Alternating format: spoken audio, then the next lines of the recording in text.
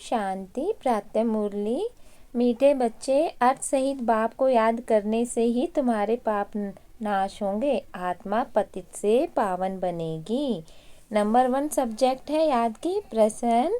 मनुष्य की अर्जी क्या है और बाप उस अर्जी को कैसे पूरा करते हैं? उत्तर, मनुष्य बाप से अर्जी करते हैं, ओ गॉड फादर हमें पापों से मुक्त करो, ओ रहम दिल बाबा रहम करो। बाबा सभी की अर्जी सुनकर स्वयं आते हैं और पापों से मुक्त होने की युक्ति बताते हैं। बच्चे, तुम मुझे याद करो, सिर्फ बाप की महिमा गाने से कोई फायदा नहीं, चरित्र गाने नहीं, लेकिन राजयोग सीखकर चरित्रवान बनना है। गीत भोलेनाथ से निराला। ओम शांति। यह महिमा किसकी सुनी है? बिगड़ी को बनाने वाले की, आदि मध्य अंत की नॉलेज सुनाने वाला। वह ऊंचते ऊंच जब कोई समझने के लिए आते हैं तो हमेशा उनको पहली बात समझानी है कि ऊंचते ऊंच भगवान गाया जाता है। ऊंचते ऊंच उनका नाम भी है, ऊंचे से ऊंचा उनका ठाव रहने का स्थान है। ग्रंथ में भी है, ऊंचा जिसका नाम, ऊंचा जिसका ठाव, ऊंचे से ऊंचा रहने वाला है परमपिता परमात्मा। वह निराकारी। दुनिया जहाँ निराकार परमपिता परमात्मा रहते हैं, फिर नीचे है आकारी साकारी दुनिया, तो पहले पहले परिचय उनका देना है। परमपिता परमात्मा तो है ही ट्रूथ, वह रचयिता, फिर है उनकी रचना। ऊंचे से ऊंचा बीज रूप, फिर उनके नीचे सूक्ष्म वतनवासी ब्रह्मा विष्णु शंकर, वह है रचना। रचयिता सबसे ऊपर, वह रचयिता है, बाकी है रचना। सब एक परम पिता परमात्मा की संतान है, इसलिए हम आत्माएं सब भाई भाई ठहरे। तो परम पिता परम धाम में रहते हैं, उनको ही परमात्मा कहा जाता है। शारीरिक पिताएं तो बहुत है ना, पहले पहले परिचय देना है रूहानी बाप का। उनके सब रचना चित्रों पर भी ध्यान खिंचवाना है। पहले पहले ऊंचे से ऊंचा परम पिता परमात्मा, जिसको मनुष्य सृष्टि रूपी झाड़ का चैतन्य बीज रूप कहा जाता है, वह सत चित आनंद स्वरूप है। सत अर्थात सच कहने वाला।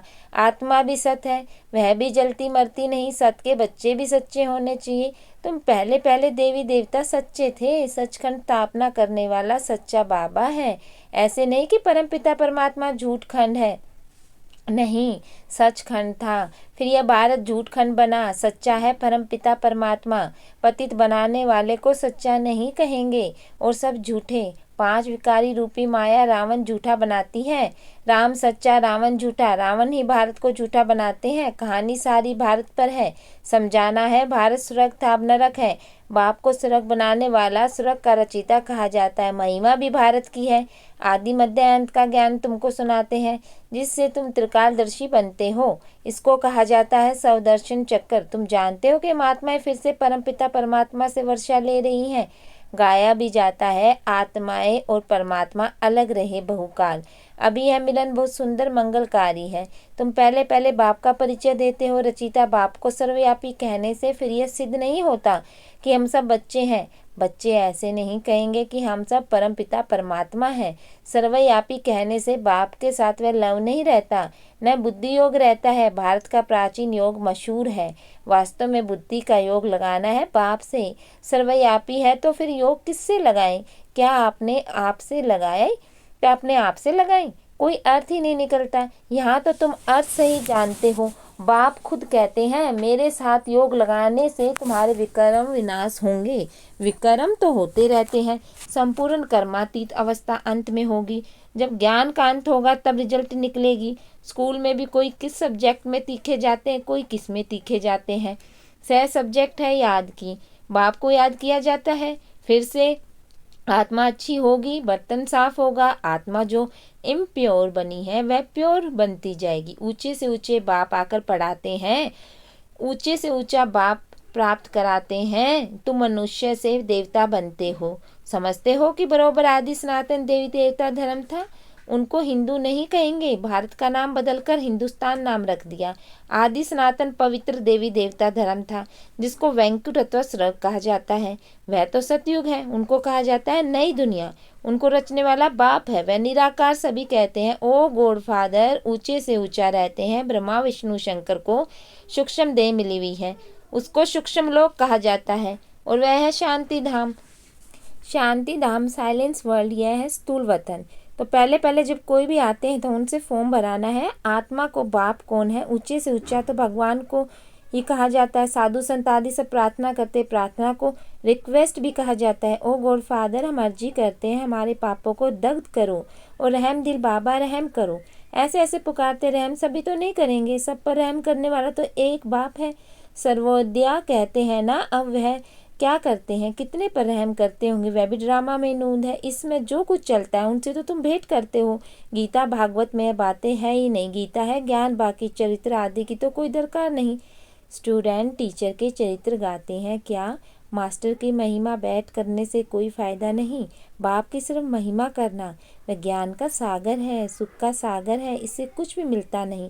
अभी तुम बच्चे समझते हो बाबा हमको राजयोग सिखलाने त्रिकालदर्शी बनाते हैं, अर्थात तीनों कालों तीनों लोगों की नॉलेज देते हैं। तो तुम मास्टर त्रिकोली के नाथ भी कहला सकते हो, त्रिकालदर्शी भी कहला सकते हो। बरोबर हम तीनों लोगों को जानने वाले नाथ बनते हैं। यह राजयोग है, हम बादशाह बन रहे हैं, बनाने वाला बाप है। पारसनाथ कहते हैं ना, वह है लक्ष्मी नारायण। भला उन्हों के मंदिर, लेकिन मनुष्य जानते नहीं ये कौन है लक्ष्मी नारायण। पारसपुरी के नाथ पारसपुरी सतयुग को कहा जाता है। तुम यह जानते हो कि बरोबर श्री कृष्ण के हीरे ज्वारतों के महल थे, पारसनाथ थे। तो पहले पहले समझाओ कि ये मानते हो कि सभी का रचिता बाप है। ब्रह्मा विष्णु शंकर का भी रचिता ठहरा। पहले तो निश्चय करो कि बाप स्वर्ग का रचिता है। स्वर्ग में आदि सनातन देवी देवता धर्म वाले थे, उनको ये नॉलेज कब मिली? बाप कहते हैं मैं कल्प कल्प संगम युगे आता हूँ नॉलेज देने। बरोबर तुम सतयुग आदि के पारसनाथ बन रहे हो। कितने फर्स्ट क्लास नॉलेज यहाँ बैठे हो। तुम समझते हो बाबा से स्वर्ग का वर्षा पाए। पारसनाथपुरी पारसनाथ के मालिक बनेंगे। बुद्धि जानती है कि लक्ष्मी नारायण आदि देवी देवताओं कितने धनवान थे, वो जेवर आदि थे, बड़े साहूकार थे। पहले पहले बाप को जान उनसे वर्षा लेना है, याद से वर्षा लेना। सूक्ष्म बात यह है कि हीरे ज्वारों के कितने बड़े बड़े महल थे, अभी वह खत्म हो गए, फिर अपने समय पर खड़े हो जाएंगे। पहले थे फिर खत्म हुए, फिर होंगे जरूर, ड्रामा में नूंद है। फिर नए सिरे महल बनाते हैं, महल जरूर बनाए होंगे। तुमको साक्षात्कार होता है कि बरोबर महल है, हमने बनाए थे, ऐसे नहीं कि सागर के नीचे चले गए थे जो निकलने नहीं। यह तो ड्रामा का चक्कर फिरता रहता। वह समझते कि लंका रावण की है तो सोने की द्वारिका नीचे चलेगी जो फिर निकलेगी, परंतु ऐसे नहीं है। अभी तुम द्वारिका के मालिक बन रहे हो। कितने माला माल थे, धन दौलत सब था, अब सब गायब हो गया, सब ले गए। फिर ऐसे ही होगा। पहले पहले बाप का परिचय देकर फिर चक्कर का राज समझना है। यह कैसे फिरता है? सतयुग की स्थापना बाप ही करेंगे। अब बाबा सम्मुख बैठ कहते हैं मुझे याद करो। इस याद की योग अग्नि से ही तुम पतित से पावन बनते हो, और कोई उपाय नहीं। योग अग्नि से आत्मा पतित से पावन बनती है, पतित पावन बाप आकर पावन दुनिया स्थापन करते हैं। फिर तुम गंगा के लिए क्यों कहते हो कि पतित पावनी है? जब तब गंगा स्नान आदि करना, यह सब भक्ति मार्ग की सामग्री है। भक्ति मार्ग पहले अवय बिचारी था, फिर वह बिचारी बना, आधा कल्प लगा है वह बिचारी बनने में। 16 कला से 14 कला, फिर कलाएं कम होती जाती है। ज्ञान सागर बाप समझाते हैं। ब्रह्मा विष्णु शंकर को ज्ञान सागर मनुष्य सृष्टि का बीज रूप नहीं कहा जाता। परम पिता कहने से बुद्धि ब्रह्मा विष्णु शंकर तरफ नहीं जाती। आत्माएं परम पिता परमात्मा बाप को याद करती है। जब उन्हों को दुख होता है, सतयुग में सुख है तो कोई भी पुकारता नहीं। अब आत्माएं जानती हैं कि आधा कल्प से दुख पाया, फिर स्वर्ग में जाएंगे, वहाँ कोई भी दुख नहीं, इसलिए सतयुग में बाबा को याद करने की दरकार नहीं पड़ती। ड्रामा अनुसार बाबा हमको सुख का वर्षा देकर ही जाएंगे। मनुष्य जब बूढ़े होते हैं वानप्रस्थ में जाकर बैठते हैं, गुरु करते हैं, या तो बाप स्वयं आकर सतगुरु बनते हैं, कहते हैं तुम सबको साथ ले जाऊंगा। ऐसे और कोई कह नहीं सकते, साथ में तो कोई भी नहीं ले जाएंगे। हर एक को पूर्ण जन्म लेना पड़ता है, पाठ में तो आना पड़ता है। घड़ी घड़ी जन्म नहीं लेता हूँ, अगर मैं भी घड़ी घड़ी जन्म लूँ तो तमो प्रधान बन जाऊँ। आत्मा ही प्योर बनती है, आत्मा में खाद पड़ती है। गोल्डन एज सिल्वर एज अक्षर अभी है, बरोबर अभी आयरन एज है। पुरानी सृष्टि को नया बनाना यह बाप का ही काम है। बाप ही पतित पावन था, सृष्टि को बदलने वाला, सृष्टि का रचयिता नहीं, बदलने वाला। रचने वाला कहने से मनुष्य समझते बड़ी प्रलय होती है। पतित पावन अक्षर ठीक है, साधु लोग भी गाते हैं पतित पावन सीताराम, ऐसे तो कभी नहीं कहते कि पतित पावनी गंगा। पतित पावन कहने से बुद्धि परमात्मा की तरफ चली जाती है। गंगा नदी तो वहाँ भी होती है, परंतु वहाँ सब चीज़ें सतो प्रधान हो जाती है। गंगा भी सतो प्रधान, यहाँ तो तमो प्रधान है। फ्लड्स कर देती है, गावड़ों को डुबो देती है। ब्रह्मपुत्रा कितने गाँव को डुबो देती है। यह दुख धाम। सतयुग में थोड़ी दुख भोगेंगे, वहाँ तो कायदे सिर अपना रास्ता लेकर चलेंगे। यहाँ रास्ता छोड़ देते हैं, कभी किस तरफ चले जाते हैं। वहाँ 5 तत्व सतो प्रधान होने का जल भी कभी दुख नहीं देता, यहाँ जल भी दुख देता है। पहले तो समझना, स्वर्ग का सुख देने वाला कौन? जरूर बाप। अभी तो नरक है। हम प्रजापिता ब्रह्मा के बच्चे, ब्रह्मा कुमार कुमारियाँ प्रजापिता ब्रह्मा हो तब नई सृष्टि रचे। मनुष्य से देवता किए, किसने किए? परमपिता परमात्मा ने। श्री कृष्ण तो स्वयं देवता है। बाप ही आकर मनुष्य को देवता बनाते हैं। तुम अभी जानते हो, आगे तो सिर्फ गाते थे मनुष्य से देवता किए, जानते नहीं थे कि सतयुग किसने स्थापना किया, रचिता कौन। सतयुग सृष्टि फिर कलयुग ही बन जाती है। तुम बच्चे समझ गए हो कि यह बड़ा मांडवा है आकाश तत्व का, इसमें खेल होता है। ओपन स्टेज चाहिए ना, मनुष्य पाठ बजाते हैं, रोशनी भी चाहिए। इसके लिए फिर सूरज चांद सेवा करते हैं, सितारे भी चमकते हैं। जब रात होती है तो रोशनी अर्थात सुख देती है, इसलिए सूर्य देवता चांद देवता कहते हैं। रोशनी आदि का सुख देते हैं ना। अच्छा मीठे मीठे सकीले बच्चों प्रति माता पिता बाप दादा का याद प्यार, गुड मॉर्निंग। रूहानी बच्चों को रूहानी बाप की नमस्ते। धारणा के लिए मुख्य सार, ड्रामा के चक्कर को यथार्थ रीति समझकर पुरुषार्थ करना, बाप समान रहम दिल बन सभी पर रहम करना।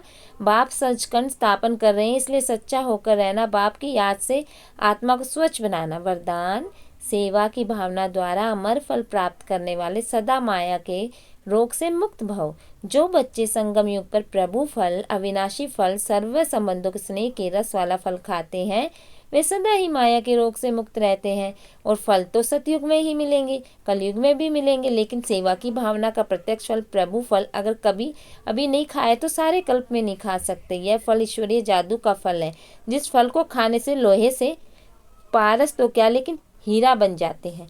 यह फल सर्व विघ्नों को समाप्त करने वाला अमर फल है। स्लोगन, अपकारियों पर भी उपकार करने वाले, निंदक को भी मित्र समझने वाले ही बाप समान है।